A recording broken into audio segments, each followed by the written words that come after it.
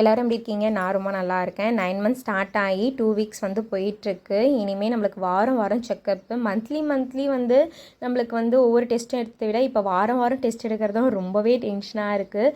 என்ன பண்ணுறது, குழந்தைக்காக எல்லாமே பொறுத்துக்கிறதா இருக்கணும். அண்ட் வந்து ரத்தம் ரொம்பவே கம்மியாக இருக்குன்னு சொல்லியிருந்தாங்க. ஏன்னா டெலிவரி டேட்டும் ரொம்ப நெருங்குது. என்ன பண்ணனே புரியல. வெஜ்ஜு தான் வந்து நாங்கள் வெஜிடேரியன். ஸோ வெஜிடேரியன்றதுனால எனக்கு என்ன சாப்பிட்டாலும் ஒரு மில்லி தான் வந்து ஏறிக்கிட்டு இருக்கு. அதுக்கே டாக்டர் வந்து ரொம்பவே புலம்பிகிட்டு இருக்காங்க. அண்ட் ஒரு விஷயம் சொல்லிக்கிறேன், உங்களுக்கு வந்து ஃபஸ்ட் பேபி இருக்குது அப்படின்னா, நீங்கள் செகண்ட் பேபி பெற்றுக்க போகிறீங்கன்னா உங்கள் ஃபஸ்ட் பேபி கிட்ட எல்லா விஷயங்களும் நீங்கள் ஷேர் பண்ணுங்கள். இது நம்ம பாப்பா அப்படின்னு சொல்லி கொடுங்க. அப்போ தான் அந்த குழந்தைக்கு இந்த குழந்தை மேலே எந்த ஒரு பொறாமையும் வராமல் இருக்கும். நான் லித்தீஷ்க்கு அதிகமாகவே சொல்லி கொடுத்துருக்கேன். என்னை விட என் ஹஸ்பண்டை விட பாப்பா மேலே ரொம்பவே கேரிங்காக இருக்கிறது வந்து லித்தீஷ் மட்டும்தான்.